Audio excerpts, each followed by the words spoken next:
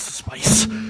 Fucking Dune Part 2. I fucking love that movie. Greatest movie.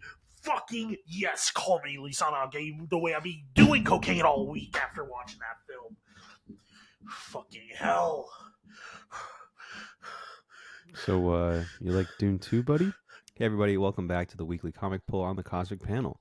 Thank you guys so much for tuning in once again. And want to remind you guys that the weekly comic pull series is sponsored by Comic Universe. Located at 446 McDade Boulevard in Folsom, PA, these guys have a lovely, lovely store for you guys to browse. They have trade paperbacks, hardcovers, graded books, keys, new books every single week, toys, and much, much more. Definitely worth a visit. Right now, they're running a sale, which is $5 on trade paperbacks and $10 on hardcovers. They also have an extensive dollar bin with stuff that's even a few months old. So definitely great deals to be had over there. Mike and Mike were nice enough to pass us along this sponsorship. So thank you to you guys. And if you see them, tell them that the Cosmic Panel sent you. Thanks so much for sponsoring us. Let's get on with the video. Yeah. Don't forget to like, subscribe, and comment below what you guys are excited to pull this week. There's plenty of options. Let's get right into it. Lucas, what is your first pick going to be? So my first pick is going to be Fantastic Four number 18. This series has been great. I really enjoyed last issue. Last issue with a previous version of Kang was really fun. And I did love that we got more time with Susan as an archaeologist. I feel like that's super rare where we get time with her actually being something other than a mother or a husband to read. So seeing her kind of actually show off her like skills was A really cool. husband? I mean, a wife to read. Um, but yeah, no, and then I also love the way that Reed and Sue handled basically that earlier version of King. Ramatut. Ramatut, yes. But yeah, no, I really did like that. And I like that they tricked him, which was great. I'm really really excited with how that story turned out. And yeah, this series, Ryan North has been an amazing writer for the series, and this issue is going to be tackling Franklin Richards, which a lot of people had problems with the last Bendis run, which was or was it Dan Slott? It was Slott, I believe, not Bendis. Yeah, it was Slot. Yeah, a lot of people had a problem with the Slott run, which was that it nerfed and got rid of Franklin's powers, stopped him from being a mutant, and etc. So a lot of people are hoping a reverse on that, just because they do love Franklin being like an overpowered god in a child's body, which I always thought that was really interesting too, to be honest. And I would like to see him get those powers back.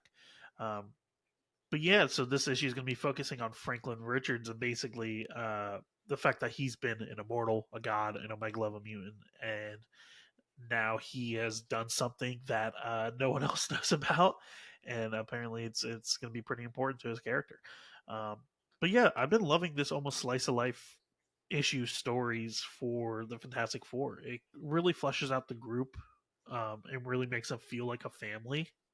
And that's what I think a lot of runs, at least in the previous couple runs, have been missing, is that they feel like an actual tried and true family, where if there's a problem, they all come together and solve it together.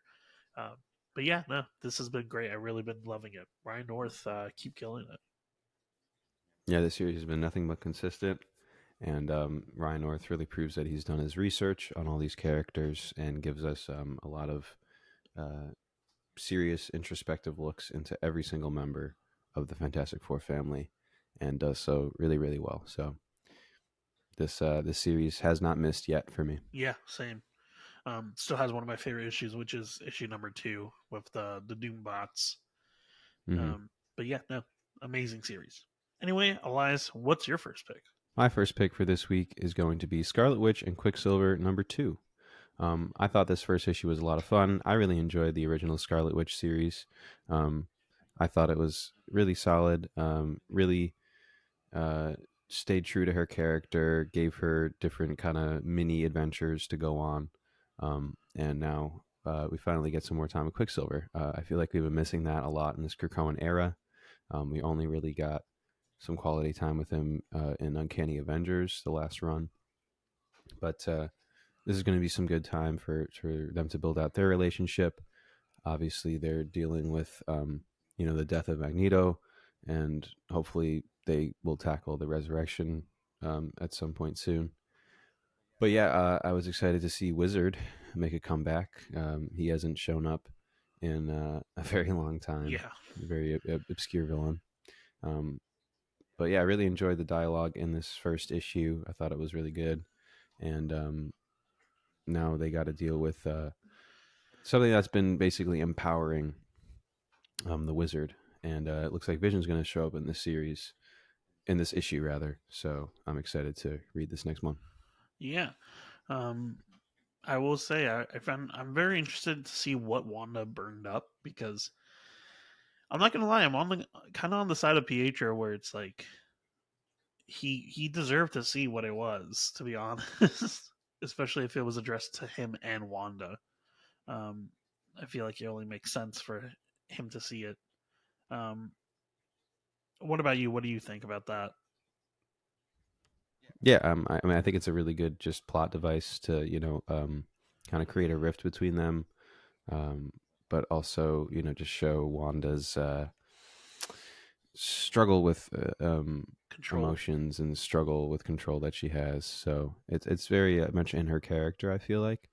Um, but yeah, it'll be a good, I guess, like end of series reveal kind of situation. Quicksilver, I need to borrow $20, so I stole it from your bank account. Love Magneto.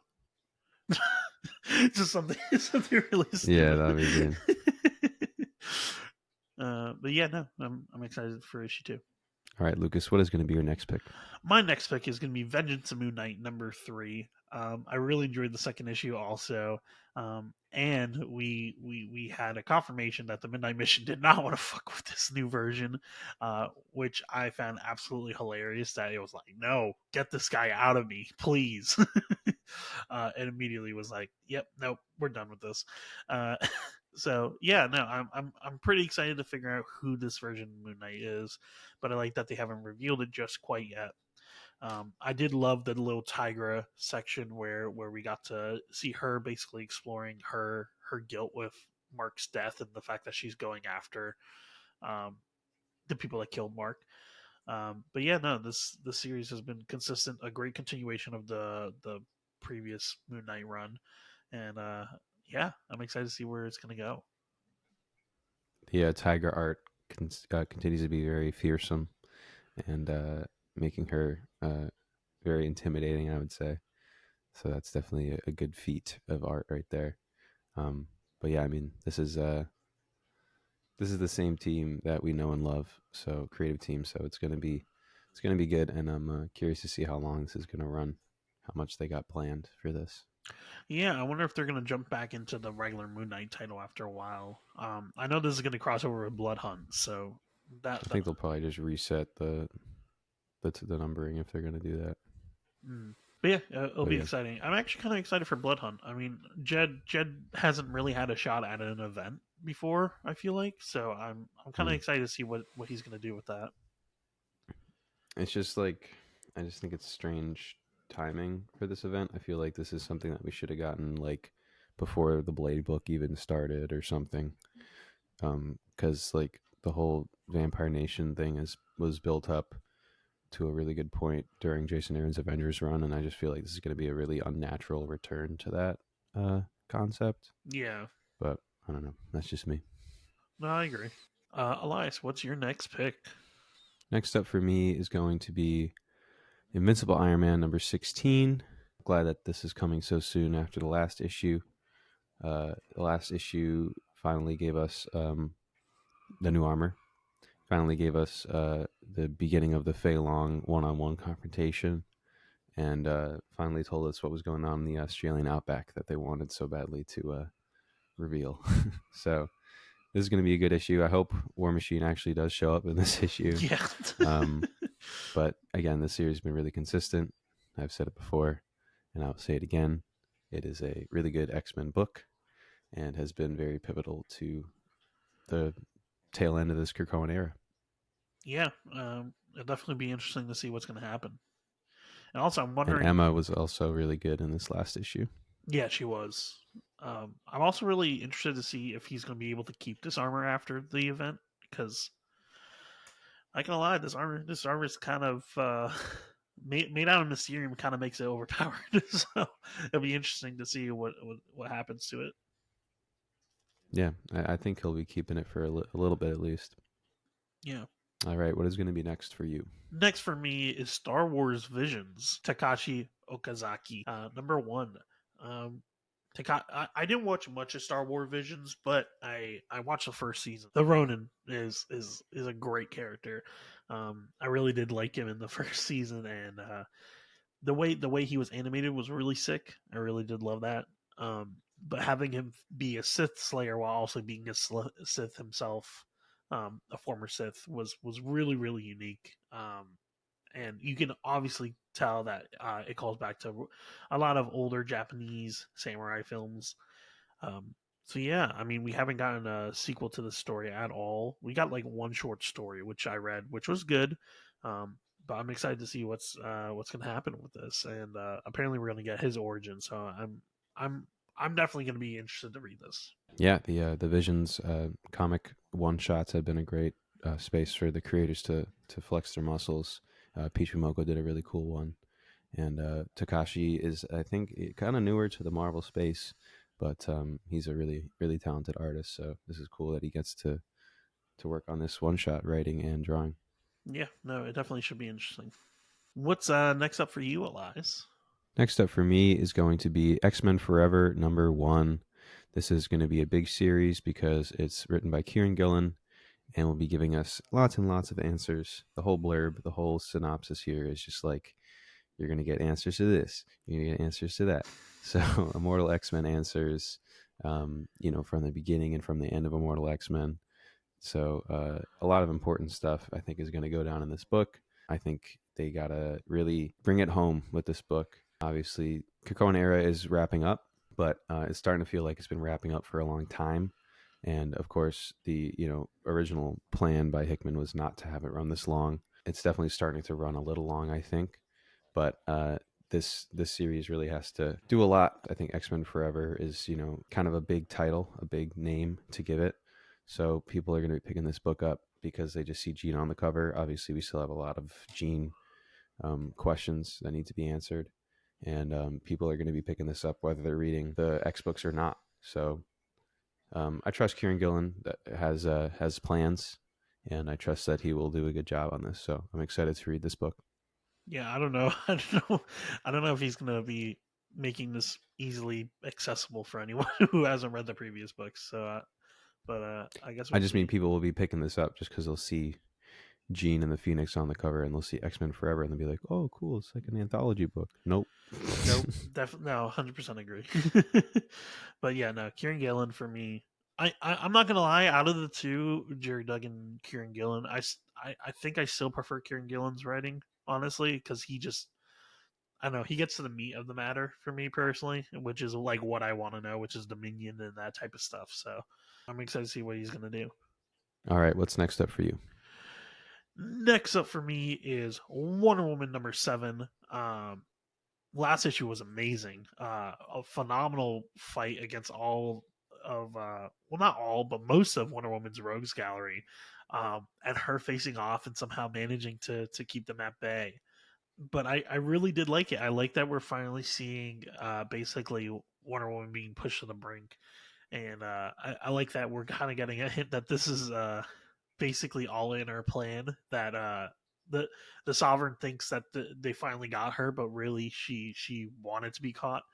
Um, but the use of like characters that we haven't seen in years, uh, like Doctor Psycho and Silver Swan, and even freaking Grail of all characters, who I love Grail as a character. I actually think she's really really unique, and it's absolutely insane to me that like she hasn't been used as much as she should be. So I loved seeing her come back. And I kind of like the idea of her being basically an opposite to Diana. Um, but yeah, no, this series has been great, and this issue is going to be kind of a sidebar from what I understand from the main book, but it's basically going to be almost like a take on the man who has what was it, the man who has everything story, um, where it's going to be Superman and Wonder Woman trying to get Bruce a present for his birthday. Very similar to how Alan Moore made that story about them getting a present for Superman. Um, but this cover looks sick. I mean, I'm excited to see Tom King write Superman. I always do love his writing for that character, and this will be a nice little break in between where we just left off. So I'm excited to see where it's going to go. Yeah, I mean, this series has been nothing but consistent and just kind of high stakes. So I'm not adverse to a more casual issue, um, especially with Kia March, very talented creator. This will be a fun issue for sure. Yeah, no. I mean, we haven't had a single like issue that wasn't part of the main story yet. So honestly, kudos to them for sticking to the main story for 6 issues because surprisingly that's hard these days. So yeah, no, I'm very happy. Elias, what is your next pick? My next pick is going to be Resurrection of Magneto #3. I've got a lot of X books this week, but there's just been so many good X X books, nerd. so it's hard to not pick these books. Yeah, I mean, this is just it's just such a great Magneto introspection, and issue 2 was just really really great dialogue between him and Storm, um, and it was really just that for the whole issue. But it was necessary dialogue. You know, Al really makes everything feel necessary and earned. He's, I think, a master at that. So they have just entered the next, I guess, section of the afterlife. Magneto used the key to escape the afterlife, but now they've been dropped into some other area, um, trying to escape. The key that he had is kind of a little mysterious, so I'm surprised that it put them here. But um, yeah, I mean, this series has just been spectacular so far. The art is really fantastic as well. Um, Magneto basically wanting to atone for his sins, with all the names of the people he's killed, directly or indirectly. Just really great visuals and beautiful series so far. Yeah, and I love that moment where he saw the people that he saved, and he's like, "It's so little, but it's still worth it." And it was a very unique. This is a very great exploration of Magneto as a character, where it's like, yes, he's done so much harm and so much evil, but at the same time, he's not completely evil. He still tries his best, even if it doesn't seem like it. So yeah, no, I've been really enjoying this. All right, well, that will bring us to your final pick, Lucas. What's your top pick for this week? So my top pick is the finale for Bone Orchard Mythos Tenement, issue number 10, and last issue we finally got a fucking explanation to most of this fucking universe, which is kind of crazy. So basically we learn about the seven, and we learned the reason why they became evil. Basically when Eve, so it basically calls back to like biblical times. You know how like in the story of Adam and Eve eats the apple and becomes gets sin.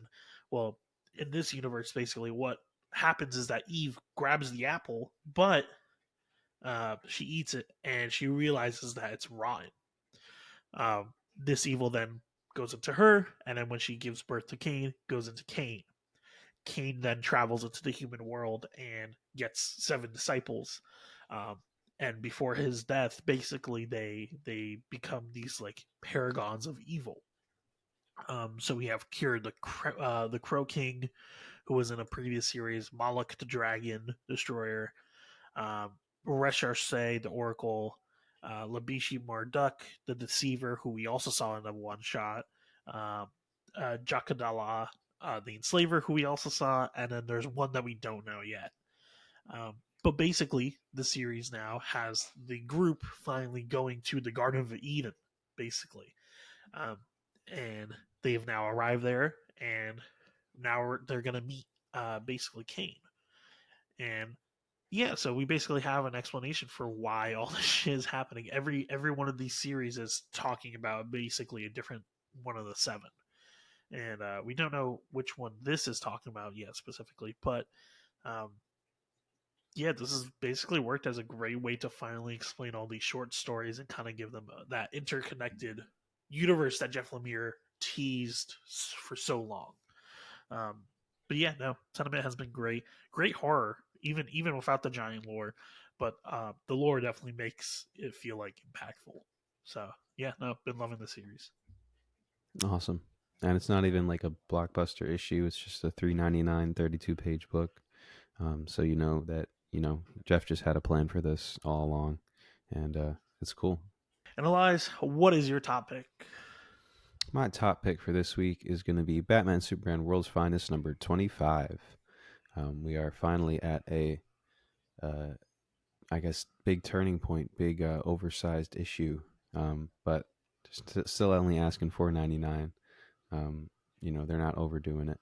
The annual gave us a cool peek into the next kind of couple arcs that we're going to see, and also gave us some just fun solo stories featuring the challengers of the unknown, and featuring Bumblebee, stuff like that. So this is going to be a cool arc.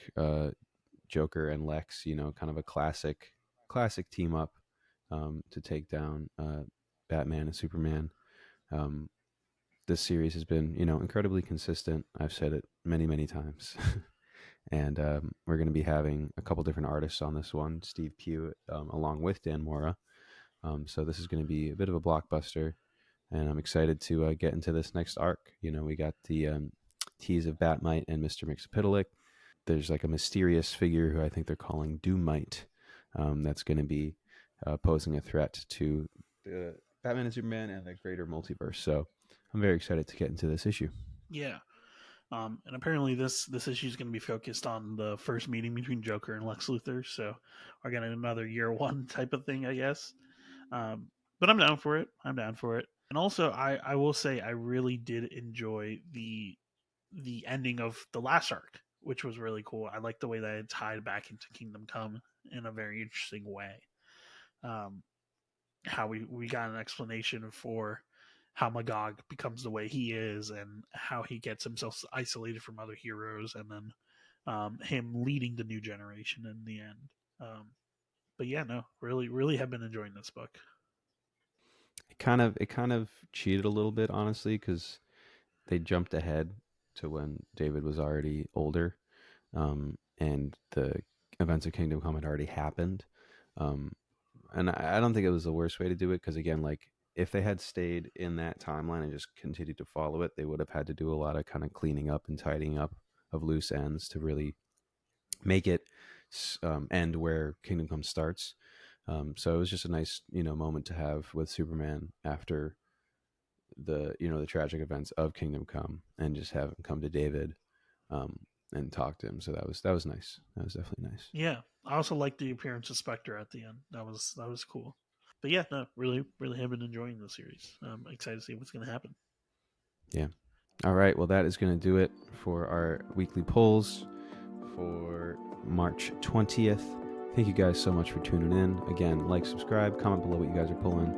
All that stuff I said at the beginning. Thank you to Comic Universe for sponsoring us. And we will see you guys next time. Keep reading, support your local comic shop, and bye-bye. Spice.